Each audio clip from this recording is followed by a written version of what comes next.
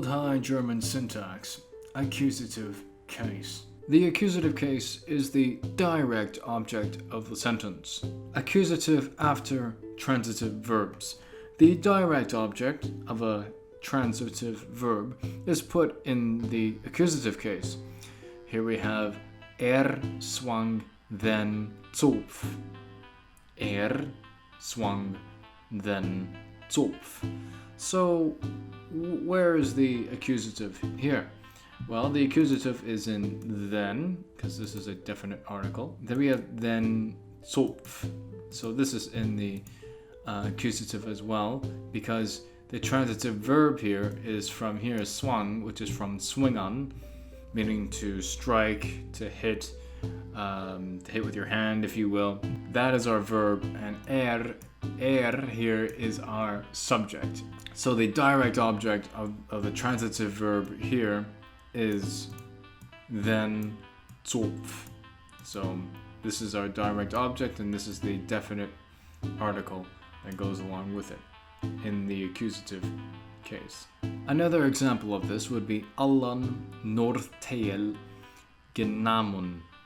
Allan nortel genamun.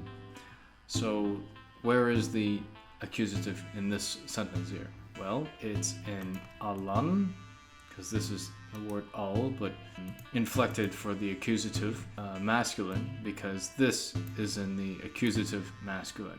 This is our direct object of the transitive verb, whereas the transitive verb, it's right here, genamun, meaning from the verb to take. All right, so genamun. So, and this is the plural, so it's, and the personal pronoun is omitted here, so it's like they took all north part. Then we have a special case where the object in question that's in the accusative just so happens to be in the same etymological sameness, if you will, as the verb in question. So here's our verb. This is from libban, to live, and then we got this is a personal pronoun, well, possessive pronoun. It's like there, so iro, so libbent, iro, lieb, lives, and this is in the accusative. All right, this is in the accusative. It is a direct object of the transitive verb, but in this weird case, we have this. So libbent, iro, lieb, or it could be very well lieb, but moving on. Next, we have subject accusative, which the subject of an infinitive is put in the accusative.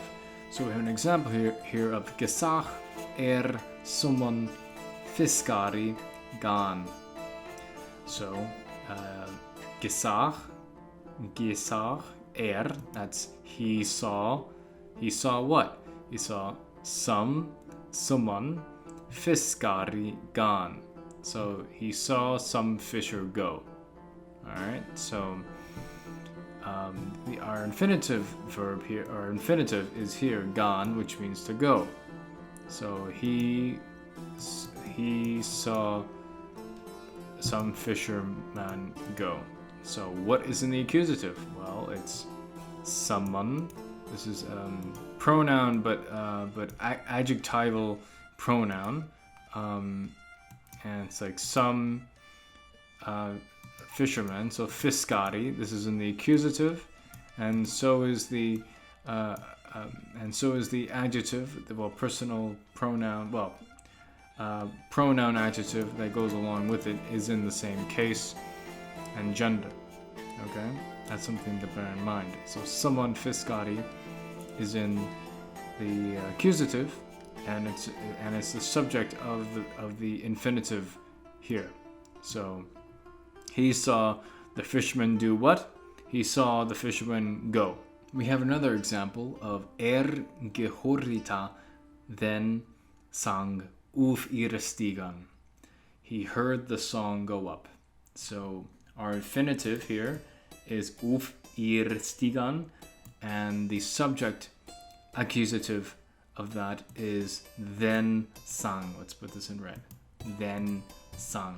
So he heard the song go what? The song do what? He heard the song go up. Next, we have accusative of extent, which is when the accusative can mean the extent of time or place. So, for example, here we have was der storm, allan den tag, swintho, michel, inti, strang. So, what is in the accusative here? Well, it's allan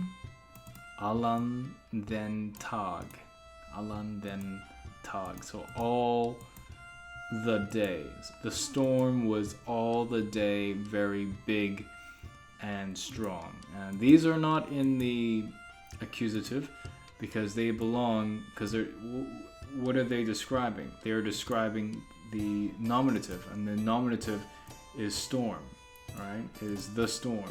So I'm gonna, hang on, I'm gonna put this in blue so make it easier to understand.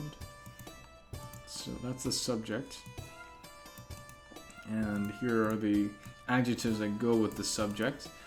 But just to make things much clearer, so the storm, was der Storm. So the storm was all the day, very big and strong. The accusative here is showing how long the storm was, and it was the whole day. It was all the day. Accusative after impersonals. By impersonals, we're talking about impersonal verbs. Impersonals of appetite or passion govern an accusative of the person suffering. So by passion, appetite, so we're talking about things that have to do with the senses. Alright? So here we have an example of it has to do with taste. So mich hungeret or mich hungaret, and it's literally me hungers. Or another way of translating this would be I am hungry. And so what is in the accusative here? It would be mich. This is in the accusative. Another example, again having to do with the senses and whatnot. So mich thirstet, mich thirstet, and this would be in the accusative because again this is from an impersonal verb and it has to do with impersonals of appetite and passion, has to do with the senses and whatnot. So this is a way of saying I'm thirsty, or literally me thirsts. And so mich is in the accusative. Accusative after prepositions. There are prepositions that take the accusative generally, and others, depending on the context, would otherwise take the dative. So for the prepositions that take the accusative generally are durch, umbi, and unsi.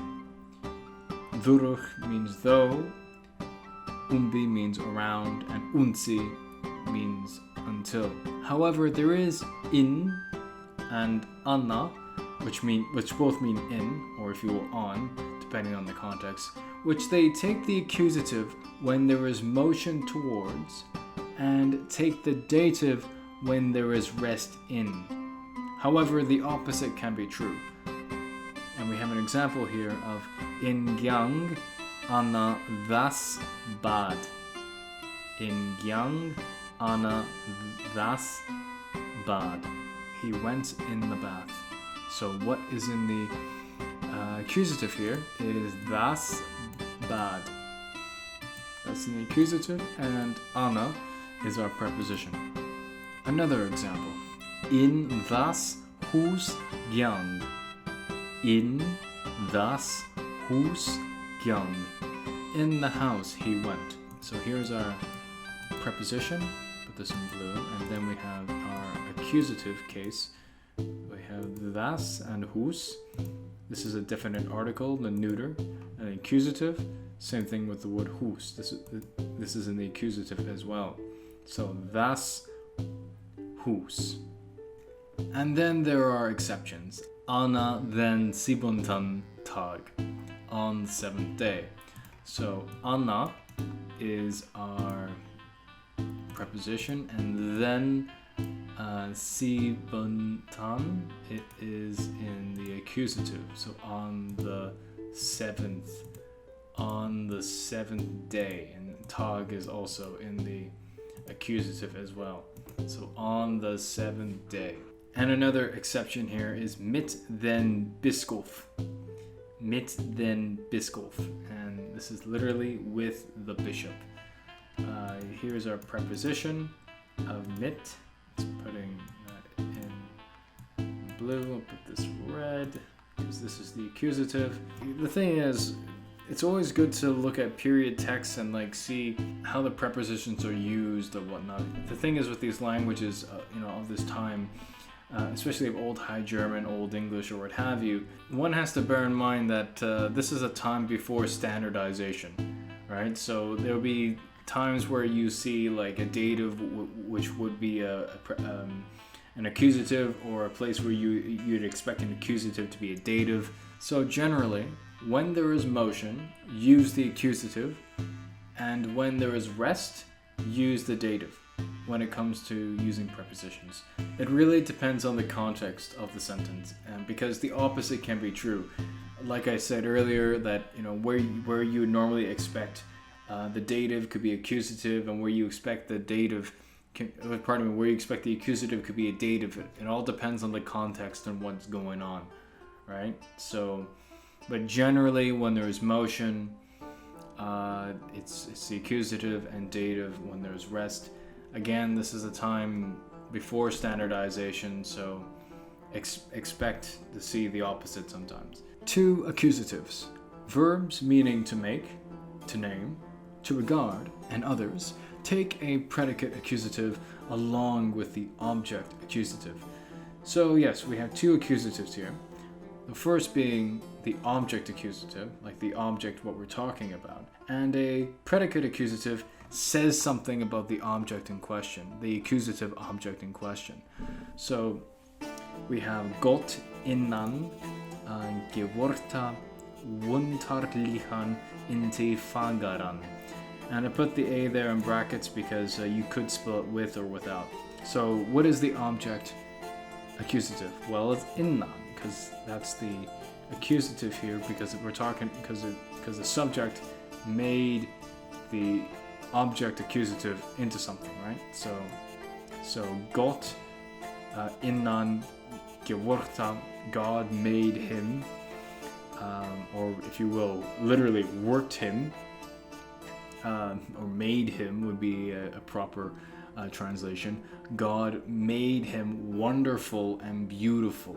So because this is in the accusative, and when describing the accusative, and it's another way of saying that is predicate accusative, this as well has to be in the accusative.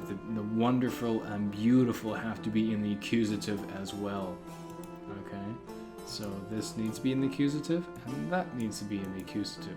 Here we have another example. Gott gekuta sia druginesi erda. God called the dryness earth. So what's going on here? So where is the object accusative and the predicate accusative? Well, the object accusative is right here, sia druginesi, and the little asterisk is there for reconstruction. This is not from the period, but would have been if it survived in a text. But this is actually a cognate, what would be a cognate of dryness in Old English. So, and this is a definite article of the word the. So God called the dryness. This is the object accusative. What did God call it? He called it earth, and this is also in the accusative.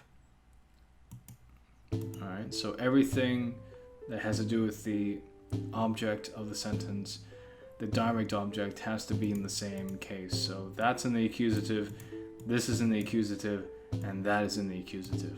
Another example of Schwanne gesahun wir dich hungaragun.